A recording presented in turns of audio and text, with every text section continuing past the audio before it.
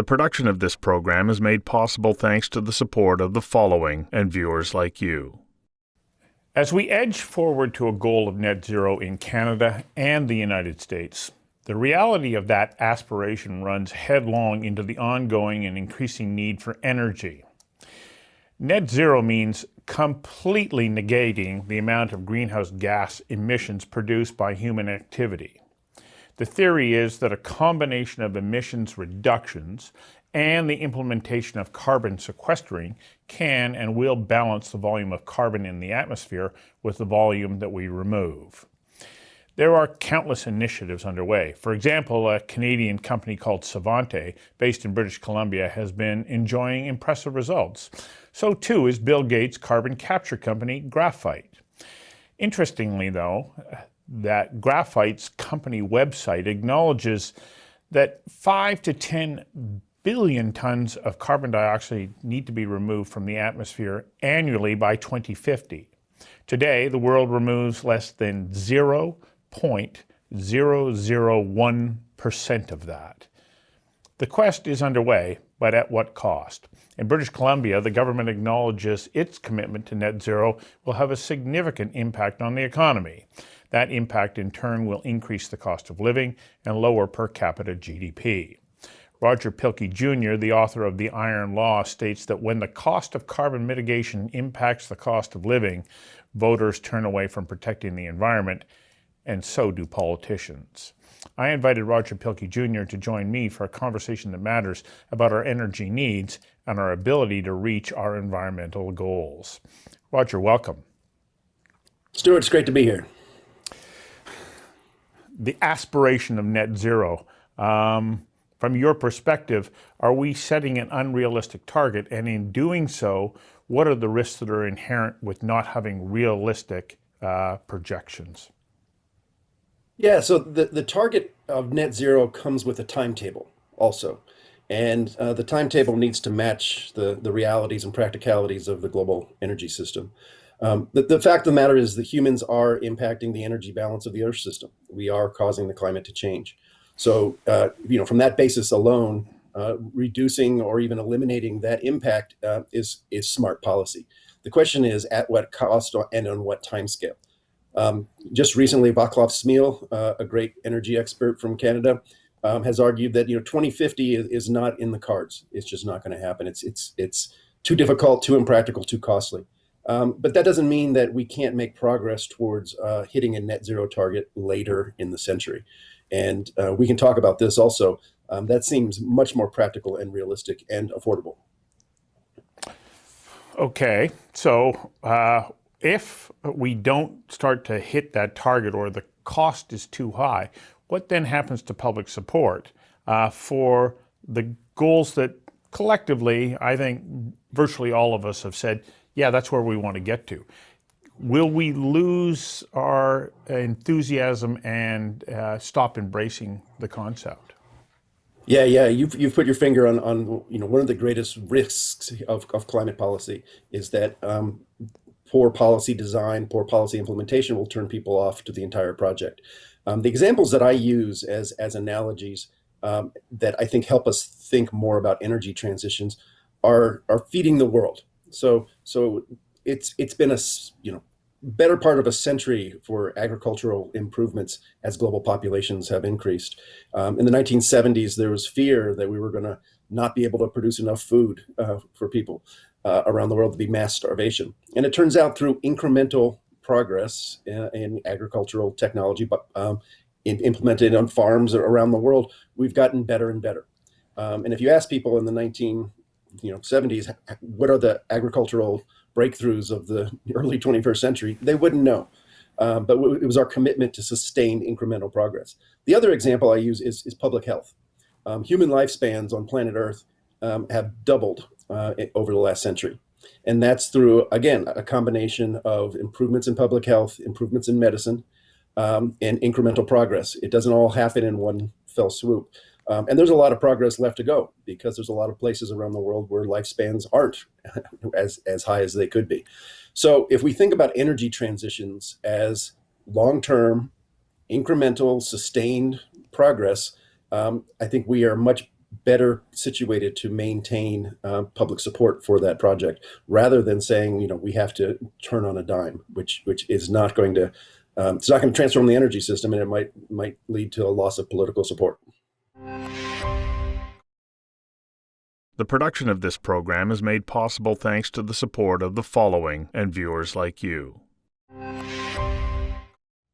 I was somewhat taken aback at a statistic that I had read, that when the number one source of transportation in the United States finally became the automobile, it was 50 years since it was first introduced as a replacement to the horse. It took 50 years. And what they didn't have then was a remarkable infrastructure that was supporting one technology that you were then trying to replace.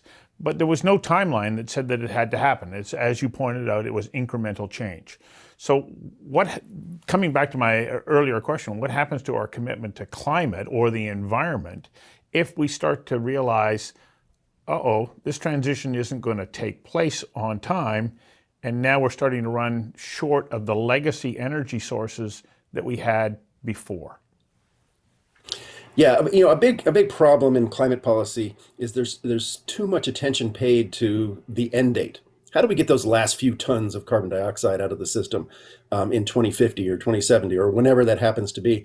We need much more sustained attention to how do we improve the rate of decarbonization that really has been going on for a long time. We have much more economic activity per unit of carbon dioxide that we produce, and that we should accelerate. You notice that we will focus on things like the price of gasoline. We focus on Russia's invasion of Ukraine and what that means for natural gas. So the short-term pressures on the global economy and energy system are the ones that we are always going to respond to. And so climate policy needs to be designed with an aspirational long-term target. That's fine. But actually, what are we going to do this year? What are we going to do next year? If we want to have a target and a timetable, well, then let's have a 2025 target and timetable and talk about our short-term progress.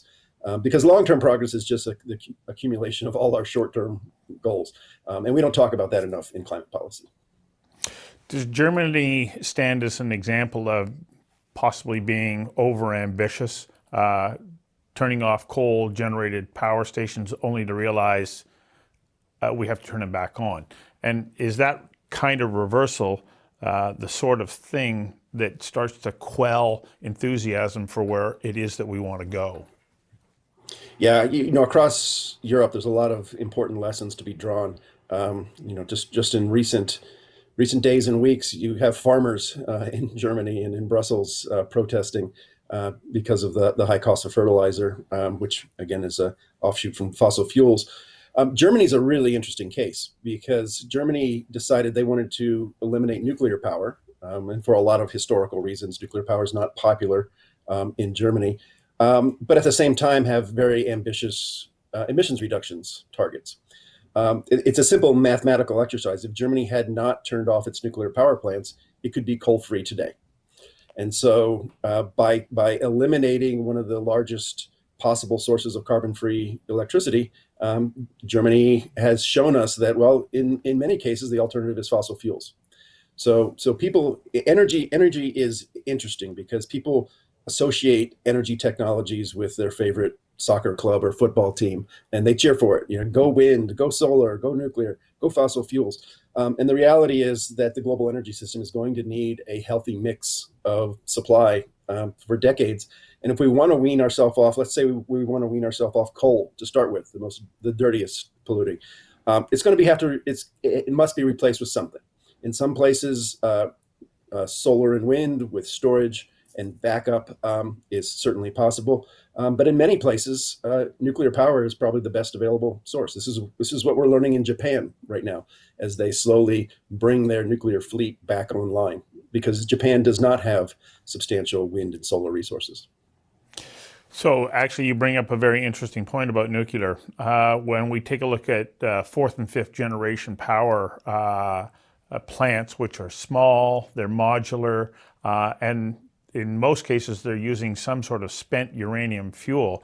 Is this really a practical energy alternative, especially if we say you can't rely on wind, you can't rely on run of river, you can't rely on solar.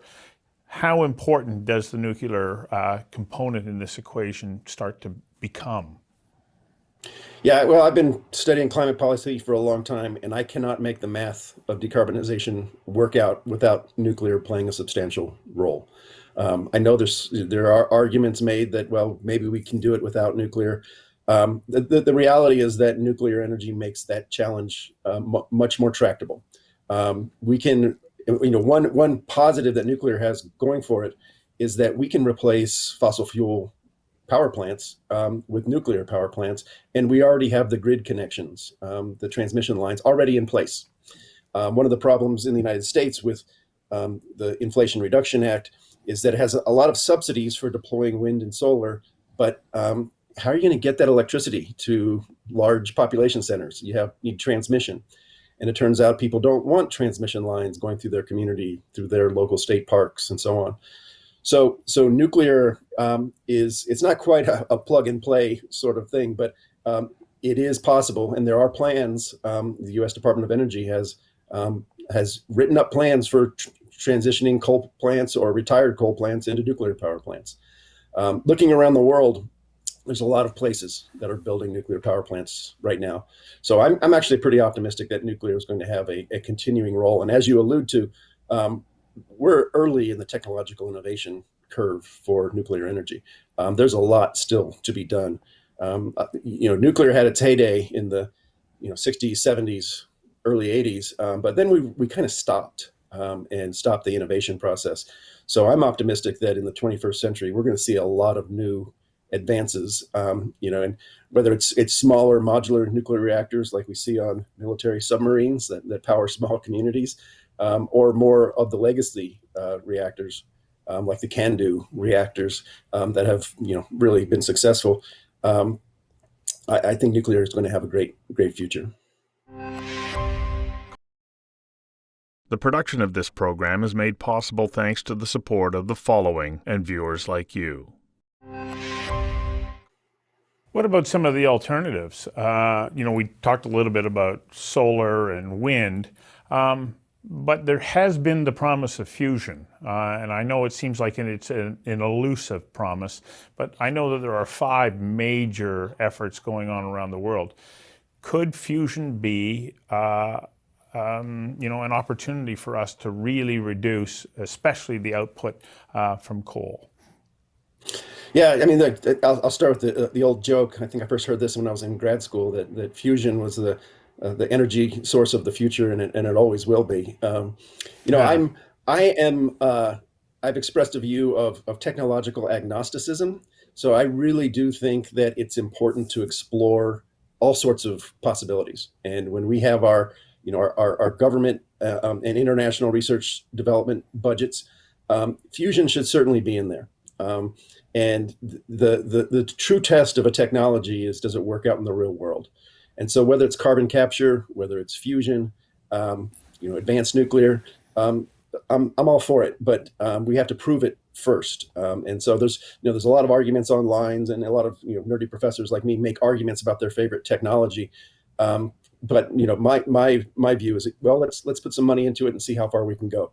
Fusion hasn't produced much energy to date of scale, so I temper any optimism on that, but put it in the portfolio for sure. The other side of the equation, of course, is we're talking about sequestering. And I made note to the fact that Bill Gates has invested fairly heavily in this. And then there's this company here in Canada called Svante. Interestingly enough, named after Svante Arrhenius. Yeah. I thought that's a very clever naming. Of course, just for anybody who's not sure, Svante Arrhenius was the fellow who went to Hawaii, measured carbon concentrations at 280 parts per million back in the 1880s. And so I think it's a nice tip of the hat to him.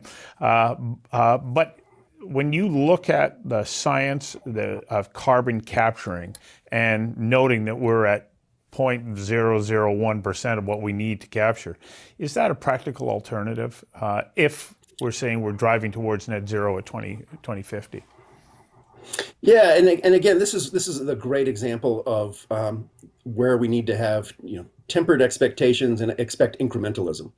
So if there's a lot of smart people around the world working on carbon capture technologies, and I'm all for that sort of innovation. But again, the true test is out in the field. And, does it work and at an acceptable cost? Canada is one place where probably the greatest concentration of effort is going into carbon capture. There's some places in the Middle East, Iceland, and elsewhere. I mean, one of the challenges is that carbon capture takes a lot of energy. And so, that takes us right back to nuclear power.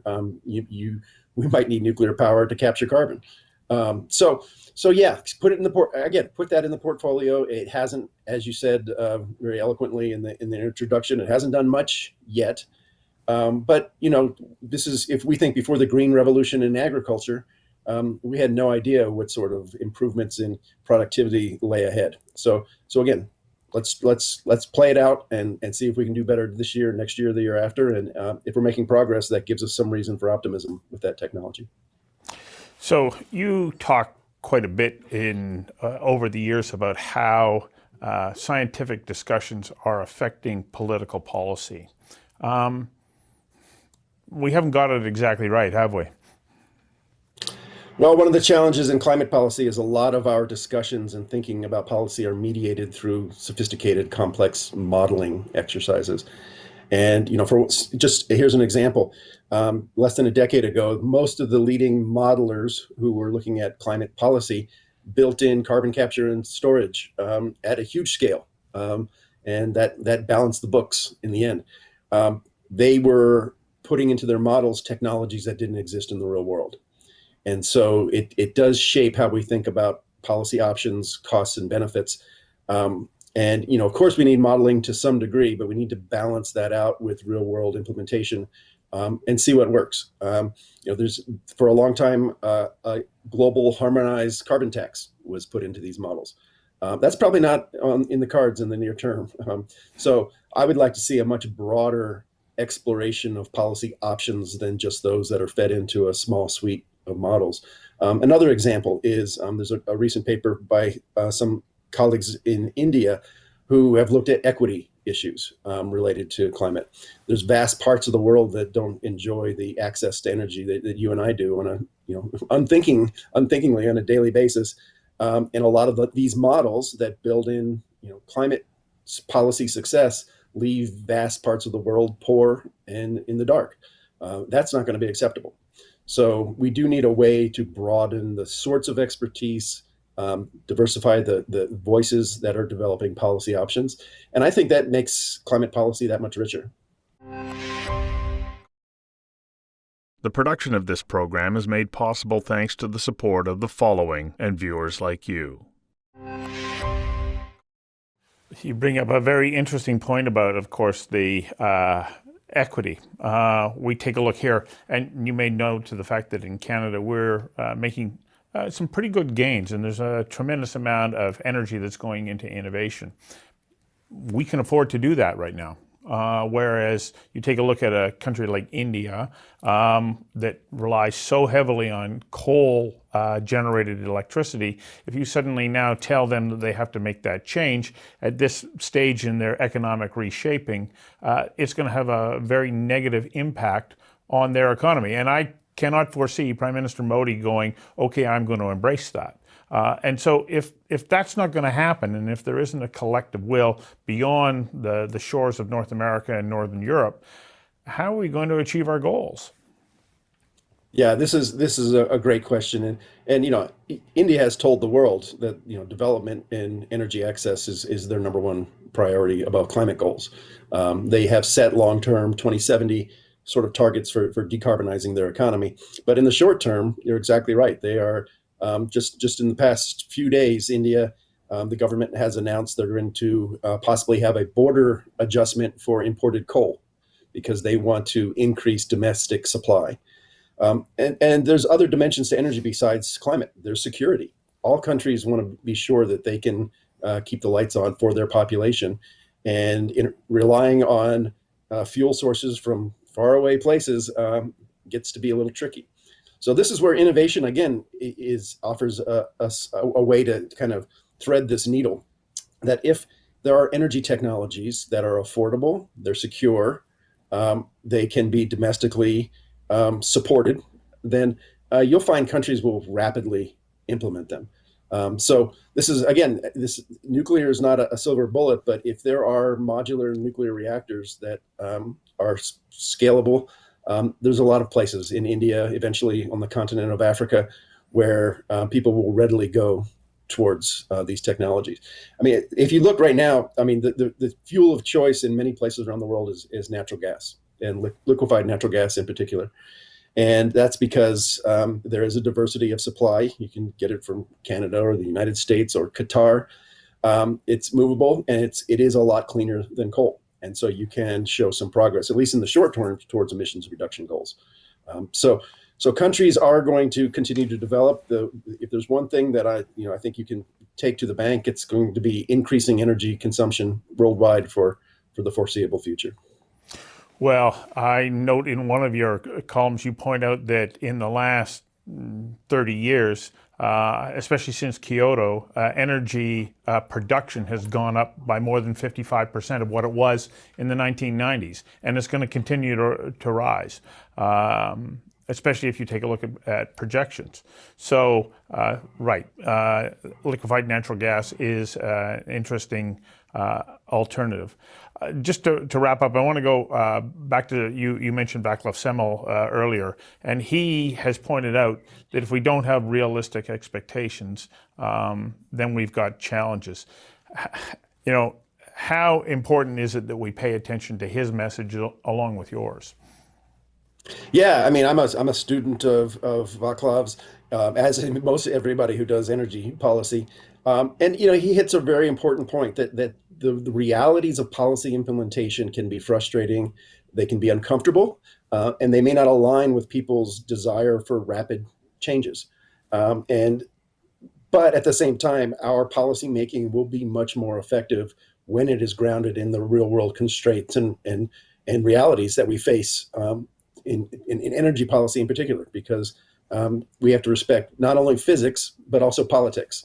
And both of those are pretty hard boundaries for putting together a global energy transformation. Well, I think we also have to pay attention to the developmental process in securing supply sources of critical minerals. If we can't do that, then we can't meet the needs of the replacement technology. And that's a long-term process as well. And so that's why I think realistic timelines need to be applied to where we're wanting to go as far as protecting the environment, so that we remain committed to that. Yeah, and one of the lessons we need to just keep in the forefront is that we know how to do technological innovation. As a species, we are very good at it. We don't always apply the lessons of what we've learned across the board. Energy policy has always been a little bit strange. Americans of my generation will know of Jed Clampett from the Beverly Hillbillies, where oil just came out of the ground and he became rich. And there has been this view that, well, the energy economy can be left to private sector companies or state agencies in the Middle East. And we're realizing that, well, to hit directed policy goals, we need to be thinking more of a mixed sort of economy with public and private cooperation to accelerate the rates of decarbonization that we've seen. Well, I think in the words of Teddy Roosevelt, he says, when theories hit the harsh reality of life, that's when you start to make decisions and move in a direction that truly is attainable. Thank you very much for your time today. Thank you.